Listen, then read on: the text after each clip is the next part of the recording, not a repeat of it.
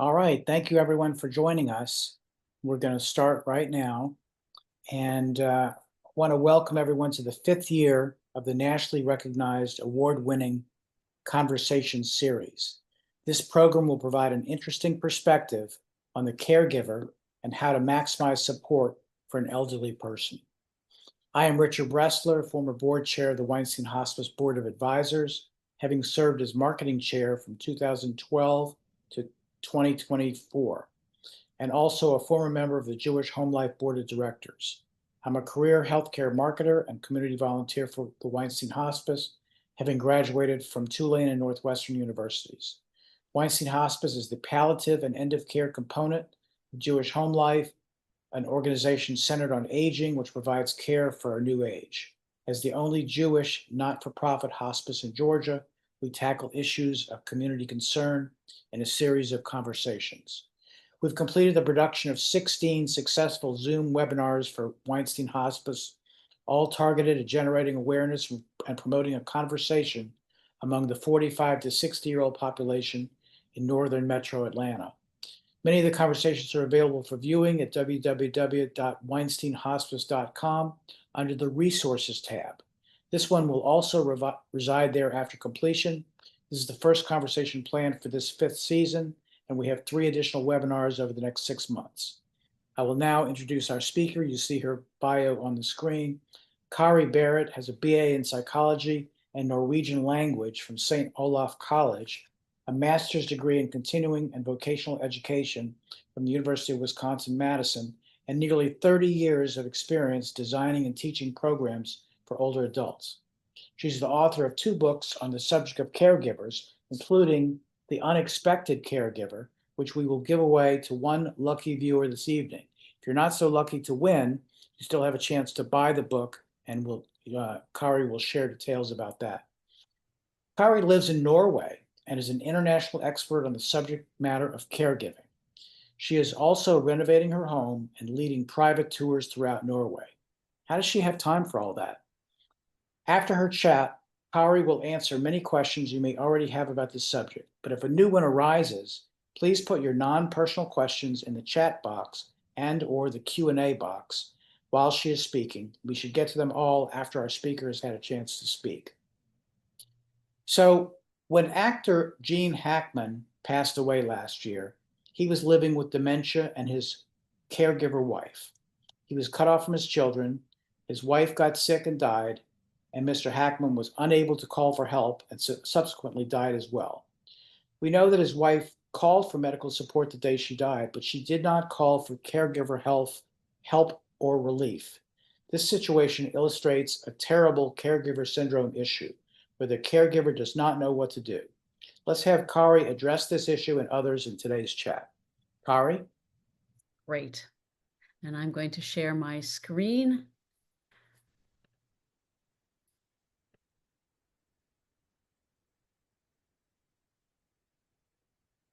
There we are. I'm really happy to be here today, and I'm so grateful, I should say, myself to the hospice care industry, because as you see in this picture, this is my dear dad, and hospice was one of my lifelines during his end of life. But I want to make sure that you know that this is your time and that you're taking time out right now, whether you're an active caregiver, have been a caregiver, are probably going to be a caregiver, that you take this time for yourself and see it as a nourishing time. Many times caregivers don't feel like they have an extra minute to learn anything new or to think about something in a different way.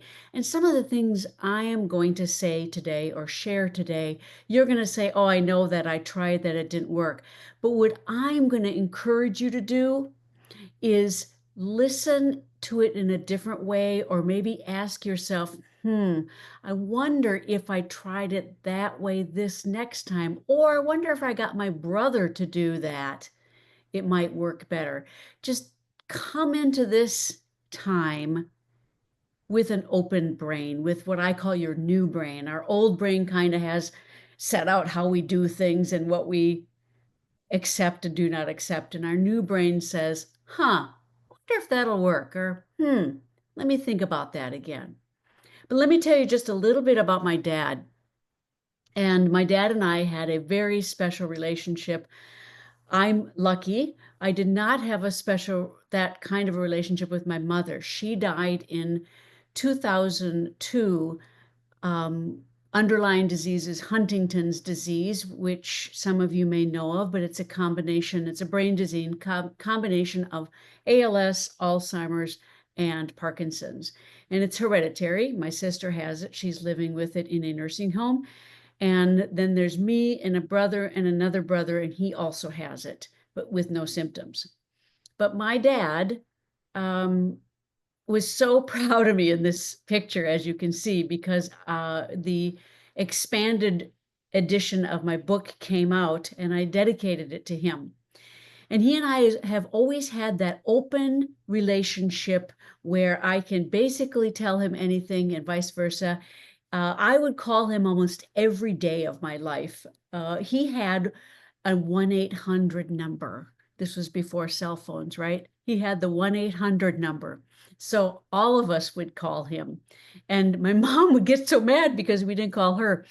But Dad, after Mom died and he got remarried, I moved in with him, my ex-husband and we shared a home with him. And I really got to know him in a different way. When I moved to Norway, it was hard, but we still kept in touch. Thank you, technology. So the last year of his life, he kept falling, kept doing these odd things. And the doctors kept describing it as stroke. And by all intents and purposes, it looked like a stroke. But what we later found out, the last time he went to the emergency room and when he finally went down to Mayo Clinic in Rochester, was that he had a brain lesion that was not identifiable. What was it? Was it cancer? Was it what? We didn't know. And they said they could not diagnose that because the procedure to diagnose was too dangerous. So Dad had to make a decision because at this point, his whole left side had shut down. So he had a feeding tube and he had to make a decision. Dwight, what do you want to do? We're going to transfer you to assisted living where your wife will be. And do you want to stay on a feeding tube or do you want to go off? And we had a long conversation about that, one-way conversation with him nodding. And he decided to have the feeding tube pulled. And I said to Dad, you know what this means, right? And he looked at me and he said, I die first. And we always thought that my sister would die before he did because she was at end stage. But he said he'd die first. So we got him to the assisted living and my brother rode with the car going down there to Red Wing from Rochester. And I got there and I was filling out paperwork and the hospice team came in and the hospice worker said, we need to catheterize him because his bladder is full. And I said, okay. And I'm filling out the paperwork. My brother comes out and says, Kari, he wants to go back to the hospital and get the feeding tube put back in. Okay. So I went into my room. I put my hand on his heart and I said, Dad, we can do whatever you want to do. If that's what you want to do, that's what we're going to do. But here's what you got to understand. The end game is still the same. You're going to be on a feeding tube and you're still going to be in hospice because whatever this is in your head, it can't be fixed. So I left the room, emptied his bladder. I came back in, sat with him for a while, and he looked at me and he said, no tube. I've been working in this field of caregiving and aging for 30 years, and that one really got me. I left, I called a friend of mine who I knew that I could just shout, scream, cry, and he would just simply listen to me. And that's exactly what he did. And that's one of the tools that I'm going to share with you today, the importance of finding those people that you can really let those emotions go. So that's the story of my dad. Why is this topic so important? My specialty lies in taking care of your aging parents, but I also have other caregiving experience. My sister, my best friend. So there are other people in my life that I have given care to. So, but 1 in 5 of us are going to be caregivers. And Rosalind Carter always said it's 1 in 4. But we are all going to be caregivers at some point or receive care. And that's something that, if you haven't thought about that, how would you like to receive care? And why is it so important? I put the money picture down there because, especially for women, what happens is we tend to dip into our pockets and use our money without thinking it through if our care receiver needs help. I did that with my sister. When she had prescriptions that needed to be filled and she couldn't afford her prescription copay, I paid it. And I did that. I started doing that a lot. And I became a little bit of the boiling frog, which I'll talk about later. And until one of my friends said, "What are you doing? You can't afford to do that. You know, how are your finances? And you got to look out for yourself." And I really had to take a look at that. And I pared down what I was willing, how I was willing to support her. And what I did instead is I helped get her onto Medicaid, which in Minnesota is the, Medicaid is the same. It's the government assisted program, and she got a waiver program. So she's totally, fully supported now.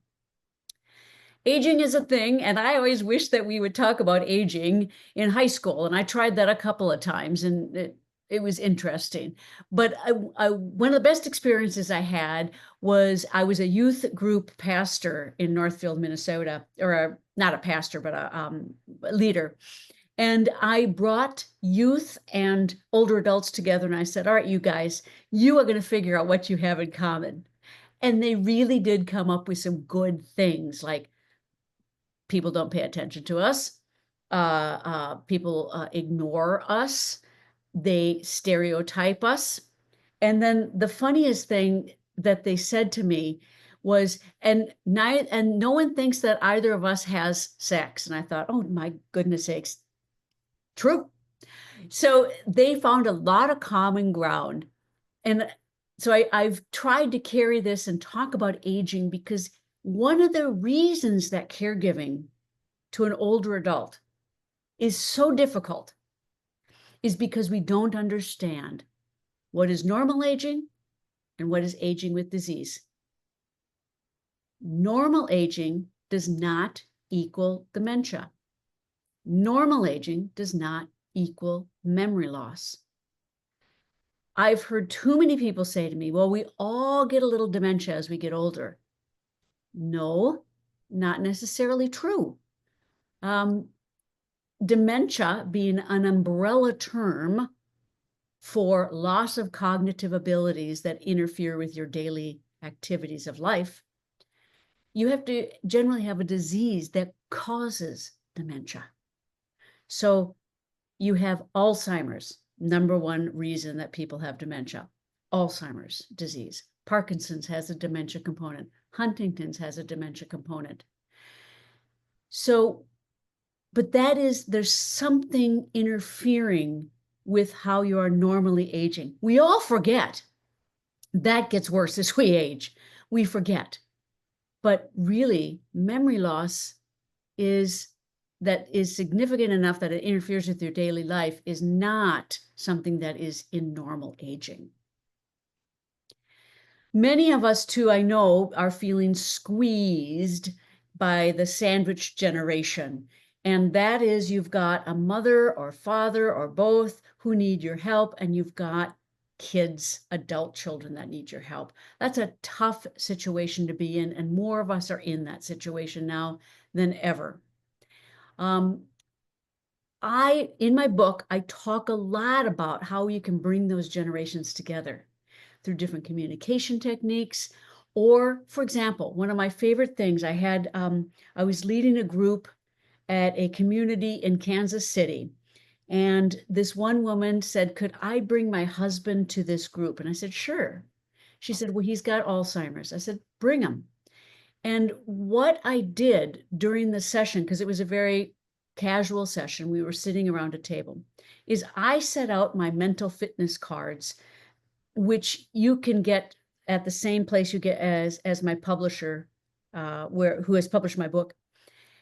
But they also, I'm talking about any type of cards that you can get at a Target or a Walmart. They've got these nice cards, and I just laid them out on the table in front of him as we were having our meeting. And sure enough, he picked one up. That was my clue to kind of stop and lean into this guy with Alzheimer's who I didn't know and just say, what do you think about that card? And he said something because it had a picture on it that had nothing to do with the picture, but I didn't care because I just went right along with it and had one of those conversations that I find to be really special with someone whose brain doesn't work the same way that mine does. But I can go with him and be with him and follow his lead and have a conversation with him and help him feel included. What his wife did then was she took the mental fitness card deck home and she put it on a table between her husband and her grandson that they were caring for. And she wrote me a letter and she said, it worked. All of a sudden they started talking about the cards instead of not having anything to talk about. So that's one of the ways I talk about bringing the generations together. The goal here is to not hide the fact, if you're the person in the middle, that you're struggling with taking care of your parents and you're struggling with taking care of your teens, and be open and honest about it. Also, caregiving is not just about older and it's not just about family members, and I get that. This is my best friend, was my best friend in 2013 when she turned 50 and started forgetting things. And we both were going through that perimenopausal weirdness where we were starting to feel brain fog and not act as ourselves and all those things that happen.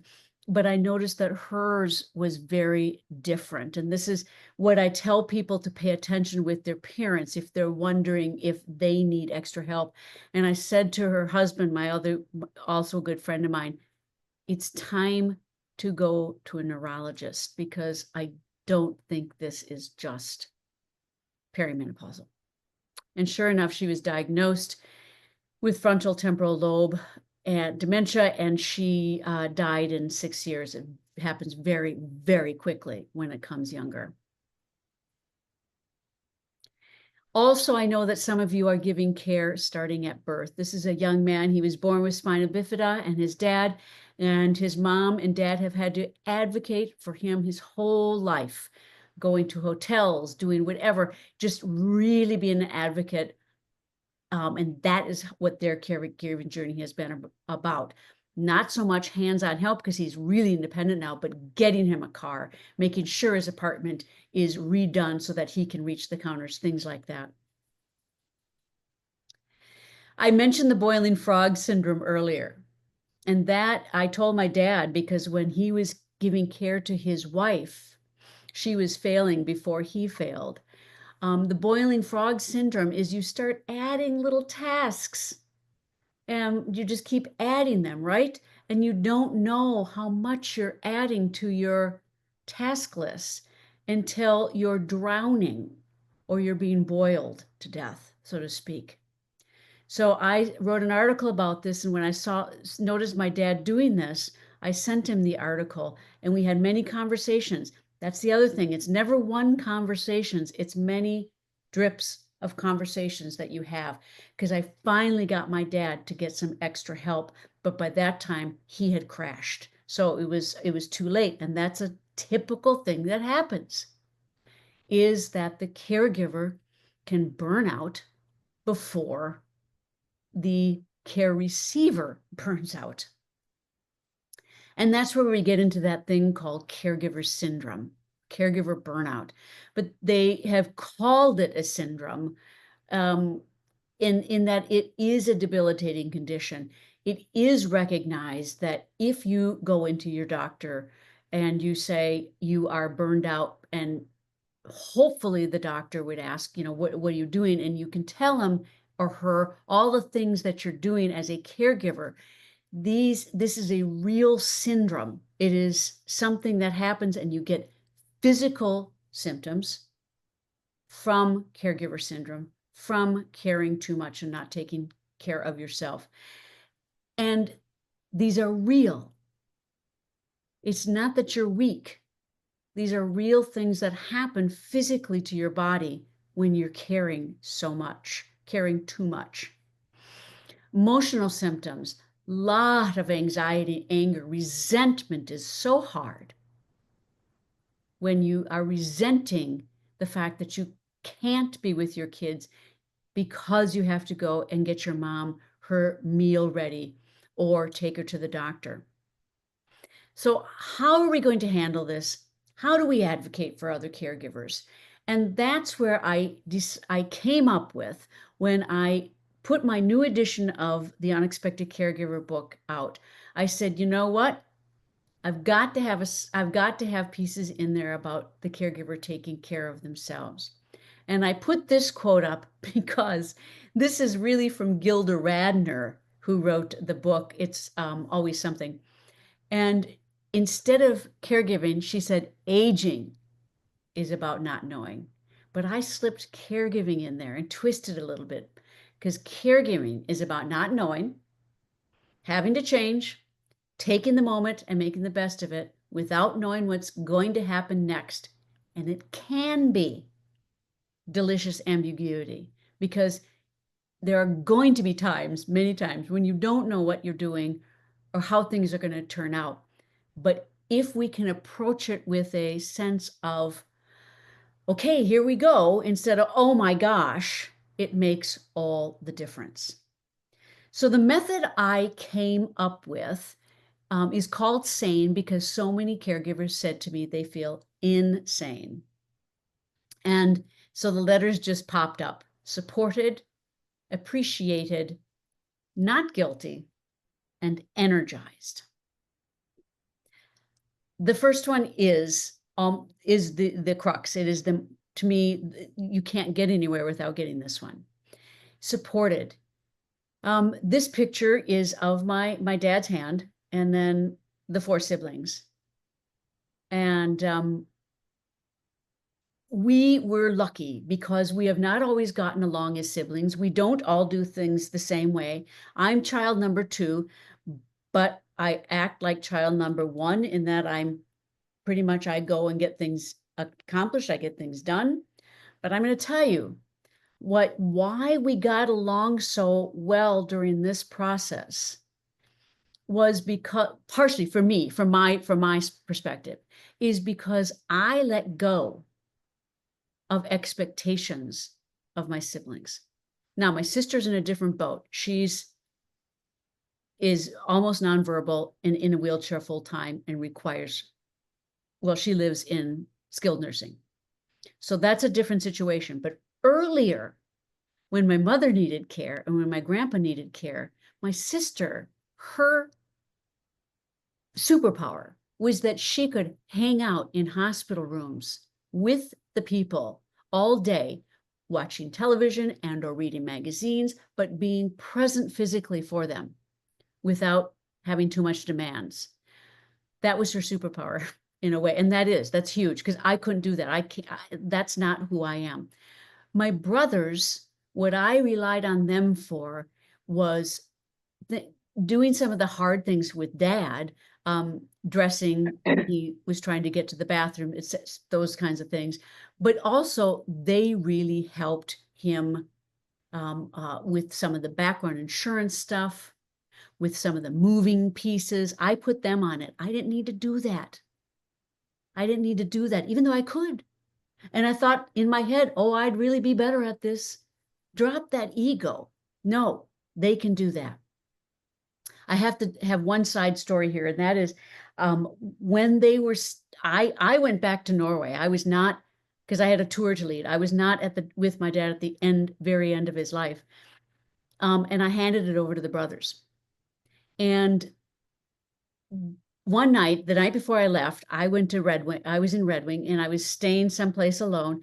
And his dad's wife called me and said, your dad just fell out of bed. And I called 911. And I said, no, you shouldn't call 911. He's in hospice. And I got in the car and I ran over there and I yelled at my brothers because I said, you guys, this is why you have to be closer. You can't be an hour away. And my brother Dave just looked at me and said, would it have helped if we were there?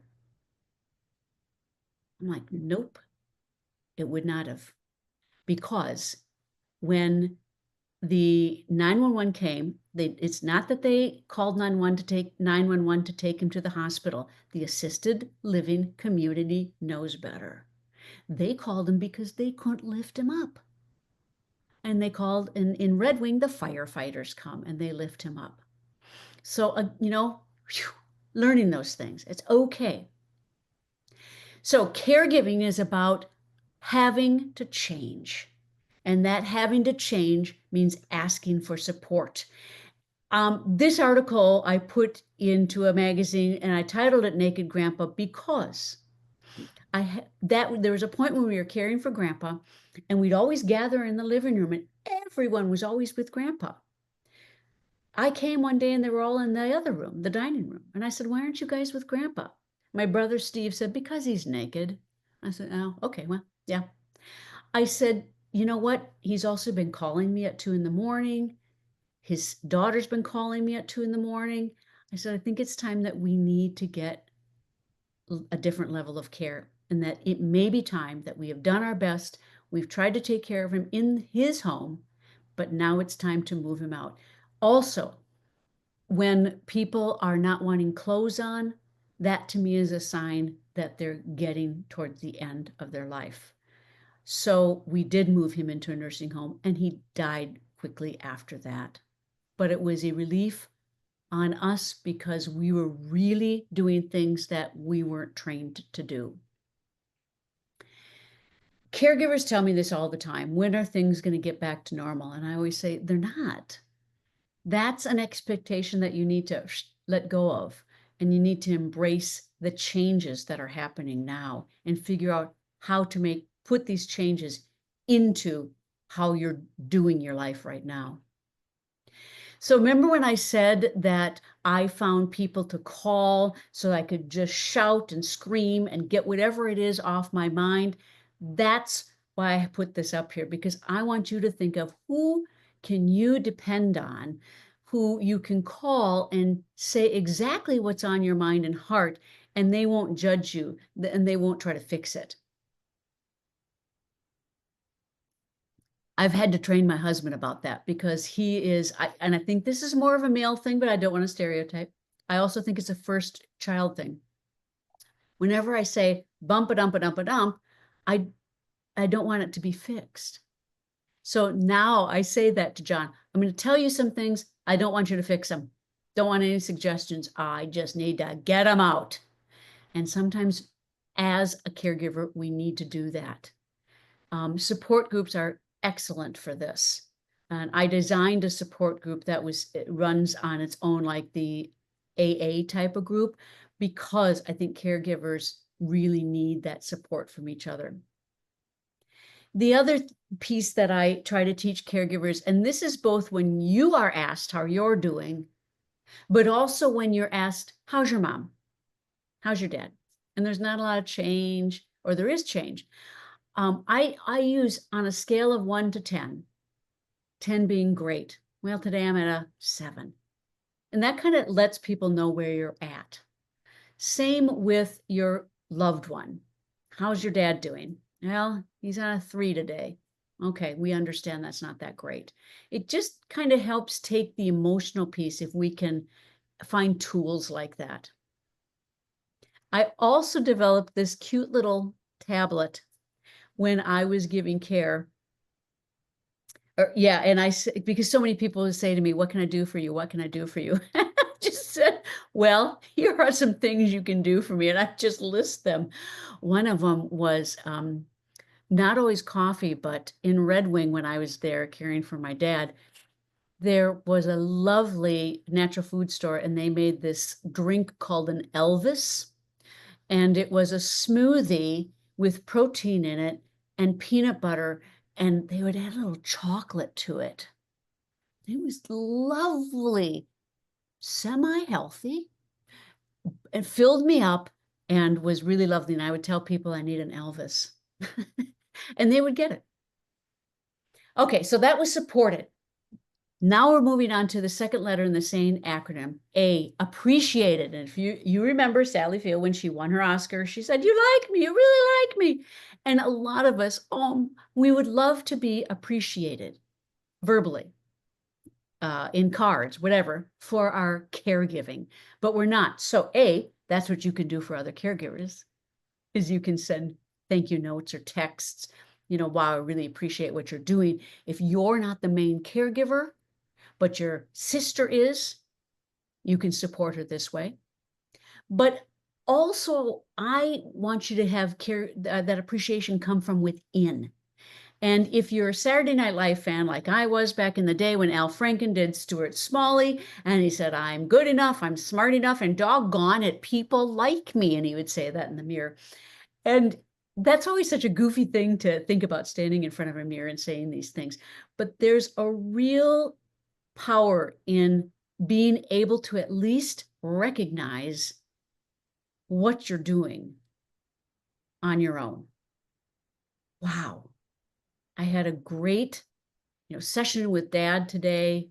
It was tough, but I'm glad, I'm happy. I appreciate the fact that I took the time, put down my phone, and was just in his room with him. He was sleeping, and I just sat there and was present with him. That was really cool. I'm glad I did that. I appreciate that. What happens is, so much of the time, I'm not enough. I'm not enough. I'm not doing enough. I'm not being enough. And our brain, that oldest part of our brain back here, the lizard part, gets into that spinning cycle, that flight or fight, and we can't stop it. And it gets into a rat race. And we have to get to the place where we stop the tape and say, I am enough. I am enough. Sometimes what I do, if I'm getting into that crazy brain, I do Sudoku and I do math problems, because that helps switch you out of your emotional brain to the left side of the more intellectual side of your brain. Just, you need to shift your focus a bit there to get you out of that place. And in appreciated, there's a real kindness when you understand that your family is your family. They are what they are. They are not going to necessarily all of a sudden change because mom or dad or someone needs help. That's not going to happen. So a lot of times people say to me, how do I get my siblings to help? Well, going back to what I said earlier, I had to get to the point where I had to realize what my siblings' strengths were. And in my book, I talk about the roles that we take on. And if we can help find the roles. When I put this picture up, I think of what happened at the dinner table at my house. And we were all pegged. I mean, my sister was the rebel rouser. I was trying to fix things. My brother Steve was the clown, and Dave was too young. And he was always the forgotten one, right? Not included. So that's what happens when we get older. We sort of carry those patterns into our adult life, and they show back up when we start giving care. So be cautious of that. I had a question on an earlier seminar today. How do we as siblings get together and decide the care for mom and dad when we all have different ideas? And boy, that's the time when I say, try to find an outside resource person that can come in and help navigate that.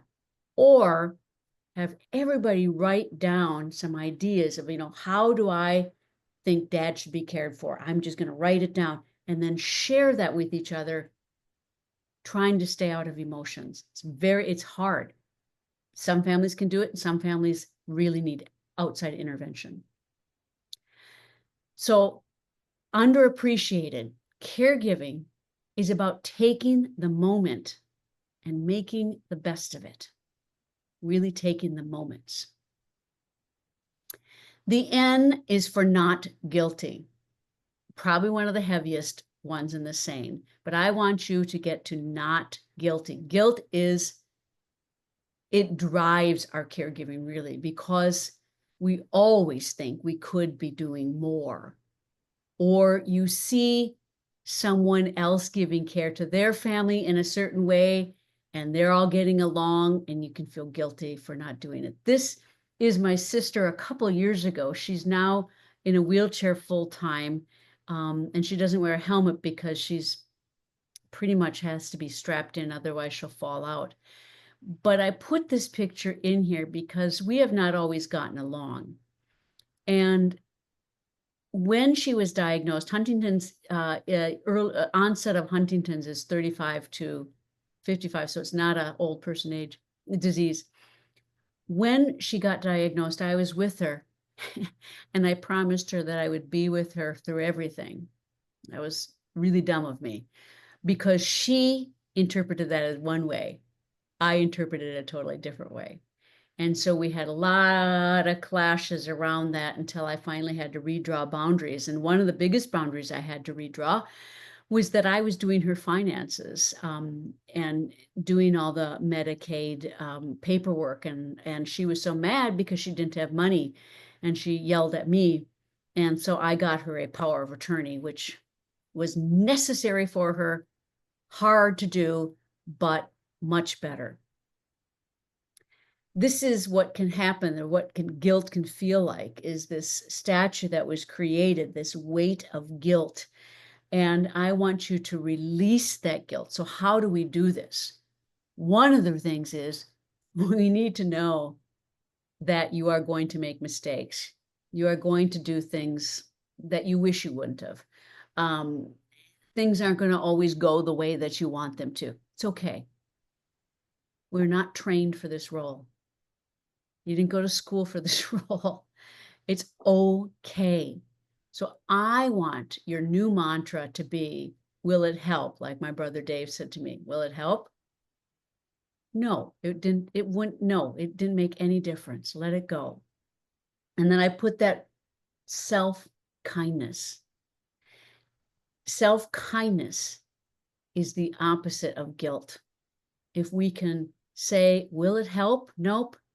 That is self-kindness. And think about other ways that you can incorporate that kindness to yourself, that you are doing the best you can.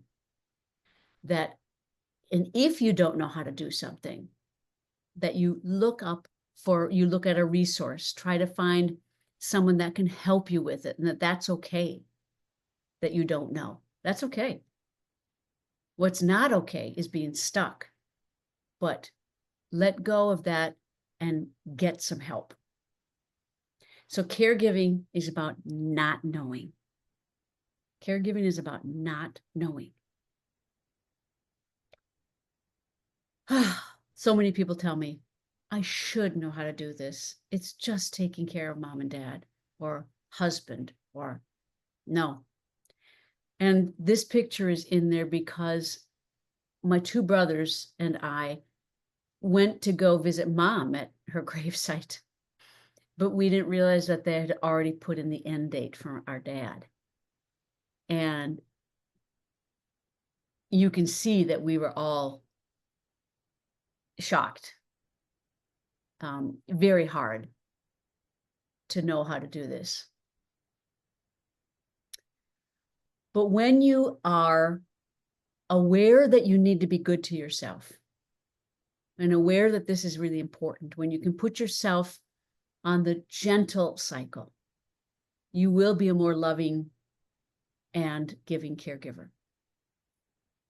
Kari, let me interrupt you just a second. If our audience members have questions, go ahead and put them in the Q&A box and we will get to them when Kari is done. Mm-hmm. So the last letter in the S.A.N.E acronym is Energized. And what caregivers tell me is they don't feel like they have any energy. They don't feel like they have any energy for themselves, for their own spouse or their partner or their kids or whatever. What I say is that if we ask for help, support, if we see our successes and we drop the guilt, we will have more energy. And I don't just put this out on paper. I used this with my dad in giving care with him. I would do a check-in to see how I was doing, to see where my energy level was, because I want to have energy to do things that I love to do, whether it's read a book, whether it's go for a walk, whether it's spend time with my loved ones. I want to know, and when I have that energy, I feel better about giving care. So it really is one of those things that energy, you have more energy, you're a better caregiver. When you're a better caregiver, you get more energy too. So that's where I call the energy delicious ambiguity, because it's that ability to let go and not expect perfection from our caregiving. So that is the S.A.N.E method: supported, appreciated, not guilty, and energized. Now I'm going to turn, Richard, you mentioned the book. And if you go to my website, theunexpectedcaregiver.com, and click on buy the book during the month of November, which is National Caregivers Month, you can save $5 on the book. So Great. that's how you get the book.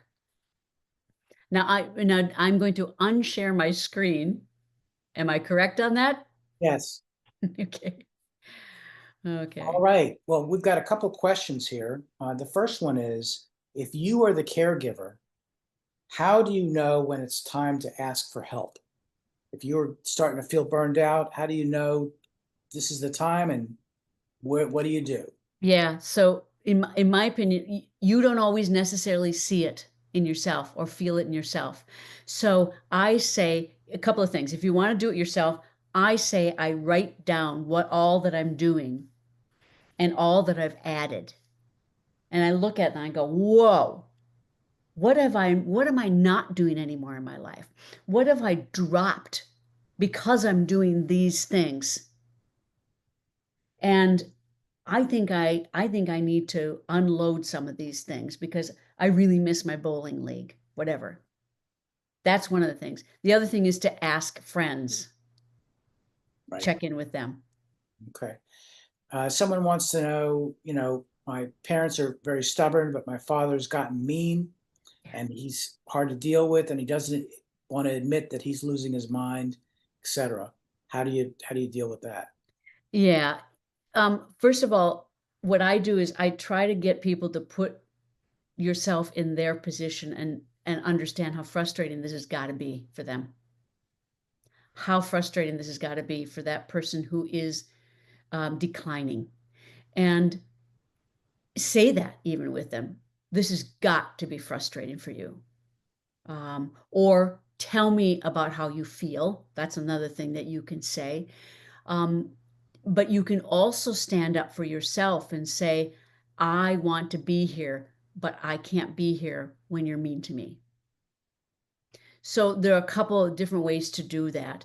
And what I also say is, if they don't listen to you, who do they listen to? Is there a buddy? Is there someone else that you can bring in? Again, sometimes we have to remove ourselves from the picture, Okay. or another sibling. Yeah. And then if you are the caregiver, how Yeah. can you take a break without worrying that something will go wrong while you're taking the break? Well, okay, something might go wrong. Just know that. Okay. Okay. And I say that because even if you put, like, say you get to put your parent in respite care, and you've got the respite care all set up, um, it's not it's not uncommon that if someone goes into respite care, like the first night something happens, they fall, there's a medication error, whatever. So just know that there can be some bumps, but they're being taken care of. Part of it is knowing where they're what respite situation they're in, but also is knowing that they're not going to give care the way you give care. That's a big part of it, is letting go of that. So if I am the caregiver and I am getting burned out, but I don't recognize it, how can I tell if, am I being less patient or am I being less compassionate? I mean, is it telltale signs of caregiving that I'm being less effective at? Yeah, I think too, what I see is people coming and they're complaining more. If I'm complaining more, like I'm complaining, I'm whining, I'm complaining without a solution behind it. I can't believe my mother, she's been so demanding. She just wants this. I can't do anything right. It's just ridiculous. And if you can hear yourself, it's like, whoa, something needs to change here. Right. So you had the definite advantage of having siblings agree on the type of care and all that kind of stuff. But Well, they agreed because I said they, yeah, yeah. what if it doesn't, what if they don't agree and they criticize and put you on the defensive and all that stuff? Right, right, right. So there's generally always a lead person. There really is. And so I make that clear, like, okay, um, I'm going to take the lead role, and that means that I'm going to make some decisions that you don't agree with. But instead of being mad at me, will you just, tell me? That's one of the things I did. But I think it goes back to if you have family meetings where the siblings get together and they express what kind of care they want, that makes a lot of sense. Um, I have been on many caregiver phone calls with families, and what one boiled down to, I'll never forget it, was no one could decide on what was happening with mom. And I was able to help verbalize what all the kids wanted. And this one guy, one of the brothers said, "You're just telling us that you want mom to die." I said, "No, I'm not saying that. And I don't think anyone else is." And that was because they were going into hospice and Yeah, they saw that as a death sentence. I said, "But let's look at your mom's health. What is her health? What's going on?" The doctor has given her terminal so it's sometimes it's what's getting in the way is the emotions. It's just too hard. yeah. So if you are the caregiver for both your parents and one of them goes into hospice, well, that covers that patient. But what about the other patient? How can you reconcile and how can you deal with all of that? You mean because the other person is going to now need care, or because Well, because one parent is getting a lot more care, and all that. So how do you reconcile and deal with all that yeah. um emotionally? yeah, I think first of all, for me, how I view hospice is that they're not only supporting the person that needs it, the patient, but in my opinion, they're also supporting the family. In that, I mom now does not need to do those things that she may have been doing for dad. So maybe now, as a daughter, I can go out with mom for coffee instead of having to care for dad while mom's in the room. Does that make sense? Yes, So yes, it's trying to find ways that you can help mom feel special because she no longer has to be caring, but you can do different things with mom. yeah. And sometimes when you start caring for your parent, you do it out of the love for the parent, but it gets to be a grind Oh day yeah. by day. So, how do you reconnect and remember that you just did this for love? So I think in my book I have a chapter on playing. And how I do this is, with my mom had Huntington's too at the end of her life, and it was really difficult to be with her. And one evening we decided to have we were going to watch the Oscars together, and we decided to dress up. And we dressed up as movie stars. And we just let go of the fact that we're dealing with this stress and that mom is not doing well. And we just laughed and had fun and played. Okay. All right. Well, we are right at the end at this point, and I want to thank you, Kari Berit, for calling in from not Norway, but from Florida. Florida Uh, this time. so you got to us a lot closer. This is how you find Kari, her website, her email, and her social media access. So what we did is while you were speaking, we did a drawing of those who attended this, and one lucky person is going to get the book. Good. And that lucky person is Greg Smith. So Greg, we will email you for your address, and we can either send it to you or you can pick it up at the office at Jewish Home Life. But if you are not Greg Smith, you can go to that website and you can order the book. And if you are Greg Smith, send us your email and we'll contact you. And that's it for that. Danica, I believe we have our next one up here. Yes. So if you have more questions about this program, you can certainly call us or go to our website and contact us. But I want everyone to mark your calendar for your next conversation, which is going to be on Thursday, January 22nd, already in 26. And this is going to be about exercise strategies to keep you feeling good and keep you feeling healthy. And it's going to be different than what we've ever done before, because it's going to be a demonstrative presentation. So I think it's going to be a lot of fun, and can't wait to do that one. But any other questions, we'll answer the other way. In the meantime, thank you so much. Thank you, Kari, and safe travels. Thank you. Good night. Good night.